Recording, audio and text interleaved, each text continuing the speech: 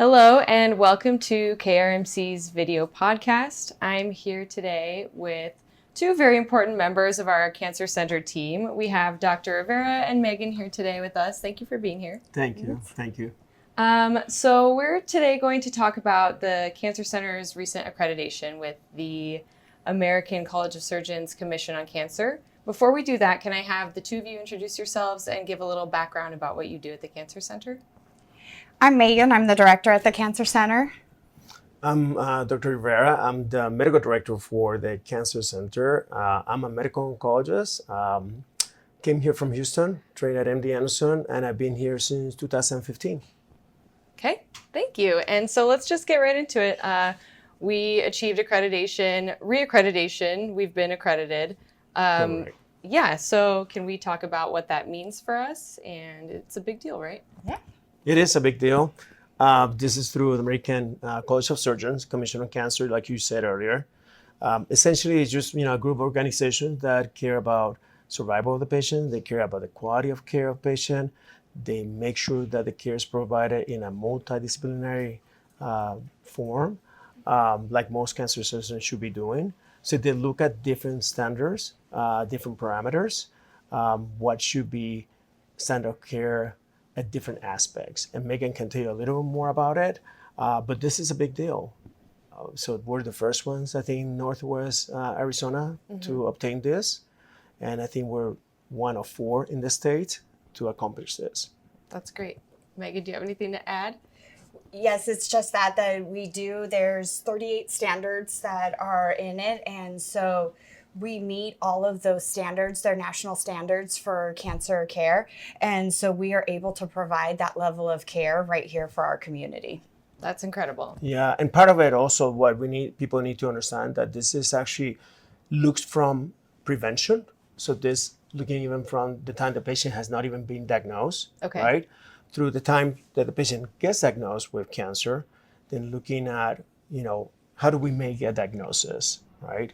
Once the patient has been diagnosed, what's the standard treatment for that patient? What is recommended for that patient? And cancer care involves a lot of other people. So, it's a teamwork. We have surgeons involved, we have medical oncologists like myself, we have pathologists, we have radiologists, we have radiation oncologists. So they look at all that. They look at how do we interact together as a team? How do we put a plan together for this patient? Right. And that it should be considered standard of care and should be the optimum treatment for the patient. Right. Meagan, can you tell us if there are any other accredited cancer care providers in this area? There are none in this area. We're the only one in northern Arizona that has this accreditation at all. We are also the only rural facility in the state of Arizona that has it. There's only 4 in the entire state. The other 3 are Mayo, Banner in Tucson, and City of Hope. So we're right up there with all of that elite cancer care. We're one of them. We meet all the same standards that they do as well. That's incredible for rural patients that we see here. It's all of that high quality of care right here in Kingman. Yeah, that's huge because a lot of our patients come from the more rural areas of the state to us anyway, right? Correct. And I think we also need to mention that this is our second time that we've been accredited. We were accredited also before at the same time as Mayo Clinic and Banner. Yeah. So that leads me also to ask, how long does the accreditation last, or how often do we get reaccredited?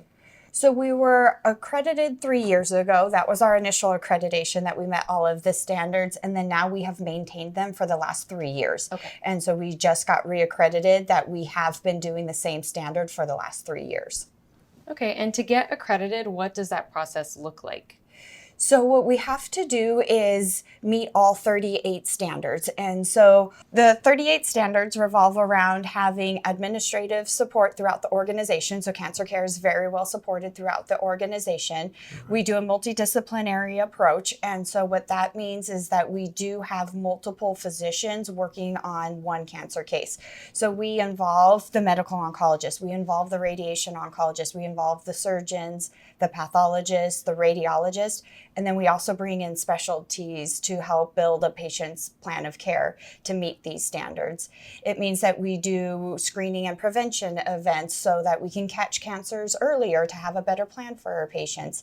It means that our staff are held to a different educational standard. They go through more education than normal staff go through. And then we have a tumor registry that carries all of our cancer data. And then we have the two main ones are our surgical quality. And so we meet all of the surgical standards. Part of that is, are we doing the right surgical procedures, and are we doing it to that level that should be across the nation? And then we also do quality improvement. And so no one's perfect. And so it's taking all of that data and then analyzing it and seeing where we could get even better. And so for the last years, we do a program goal and a quality initiative every year, just so that we can keep making improvements to our program. Awesome. Those are a lot of standards. Correct. I think also you need to mention the fact that it doesn't end from the time the patient finishes treatment or ends treatment. It looks also into survivorship as well. So once the patient has completed treatment, what happens next. And all of the supportive services that are needed with that, the rehabilitation, the palliative care, the nutritional support. There's a lot of support departments that go into cancer care as well. Yeah. So really it is a big collaborative effort across all these departments within the hospital. Very multidisciplinary. Right. And that's how oncology is. So. Right. Very complex care. Yeah, absolutely. Well, it's reassuring to have this here for our local patients. Correct, which means that they don't have to travel. A lot of our patients in Mojave County really come from distance. Right. And they don't necessarily want to go to Phoenix. They don't want to have to go to Vegas. Right, that's hard. They want to stay local. So the good thing is that we can provide the same care as other places like, for example, Mayo or City of Hope. Right. So we have someone come in and do the survey here every 3 years, or how does that work? We bring all of that data into one place and we submit everything. So we say this is how we met each of these standards, and we provide that to the Commission on Cancer. And then there's a physician who reviews everything to see if we met the standard. And then he comes on site and then he meets with everybody. He does all of the review and he goes over his interpretation of how well we did. Okay. But we meet also as a group. Throughout the year. We have a cancer committee. We have representatives from all the different disciplines and look at, what are things that we need to put together? What are things that need to work on? So that's great. So that happens throughout the year. That's great. So if we could just sum up overall, what does this mean for local patients? I think this is great, to be honest. I mean, the fact that they don't have to go any other place, the fact that they have all that they need here. They have the providers, they have the quality of care, they have the treatment, even research is all available here, especially for those patients who are from Mojave County. Right. This is fantastic news. So, can we talk a little bit about the clinical trials? Yeah, absolutely. Yeah, clinical trials are another part of the accreditation, and so we are able to offer those here to patients. We have a clinical trials administrator who evaluates every patient to see if there is a clinical trial that they would qualify for, and then we work to see if it's a good match for them. Dr. Rivera puts in his input of how they match up, and then if everything aligns, then we can get them onto a clinical trial. Yeah, most patients that have to go into or decide to go into a clinical trial, if they choose to do that at a different location, that means that they're going to have to travel back and forth. Right. So if they go into a clinical trial in a place like Mayo Clinic or City of Hope in Phoenix, that means that they have to go back and forth. Most of our patients don't want to do that. So if we can offer that here, that would be great. Yeah. Now, it doesn't mean that there's a clinical trial for every single patient. Clinical trials open and close all the time. But if the patient is interested in a clinical trial, we have that option, and we can look and see if there's a specific trial that the patient will be eligible for. And it's not just treatment. Clinical trials can also be other things, other supportive services. Like we have clinical trials that can help people stop smoking. We have clinical trials that can improve survivorship. We have clinical trials that are, this treatment is the standard of care. What if we add this? Would you have a better outcome if we added this? So it's not just a brand new medication. There's other things that we can do with clinical trials as well that could help patients. Correct. There's diagnostic, there's therapeutic trials. There's trials, like you said, dealing with survivorship or dealing with prevention. So that's great. Yeah. That's incredible that we have that here. So we see a lot of breast and lung cancer in Mojave County. Is that correct? Correct. Those are our top two that we have, and they're both very complex cancers that really deal with a lot of different multidisciplinaries throughout the organization. Correct. And that, for example, we have a lung tumor board.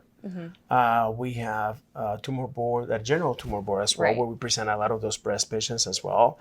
And that is an example of how we work together as a team and make sure that we have the right treatment, right decision for the patient. So, that's important simply because of the volume that we see of those type of patients. Those type of patients. And meeting the standards, we meet the screening standards for all of those, and we meet the surgical standards for all of those, including our pathology reports. And so our pathologists read it the right way. Our surgeons are doing the correct surgeries the right way on all of those. And that's what the accreditation is a part of, is making sure everybody gets those standards. And we have screening programs for both of those cancers. Is that correct? We do. So we have a breast navigator and we have a lung navigator. We also have a general navigator, and they work with all of those kind of programs to see what else we can offer. And then those navigators are also the ones who can follow the patient's journey to make sure that they get to the right place at the right time. So that's part of that entire journey, is taking care of them start to finish. Right. Yeah. The other thing that we do as well, especially in breast patients, is genetic testing. Okay. So those patients, there's a specific criteria that we use that is recommended by national guidelines. So if the patient meets that criteria, we can actually do genetic testing to see whether this cancer is hereditary, or if there's any sort of family predisposition. So that can be done here. That's big too. Yeah, that's good for our community to know. Well, I think we have covered pretty much everything surrounding the accreditation. At a high level, I know there are a lot of standards and a lot of data. So I appreciate both of you being here, and I think we want to thank the rest of the KRMC team and the departments who are involved in this, and make sure we're giving our patients quality care. Do you want to add anything? No. Thank you to everybody who was a part of it. Thank you for your time, and thank you everybody who was involved. Thank you. Thanks for watching, and we hope you stay healthy and have a great day. Thank you so much.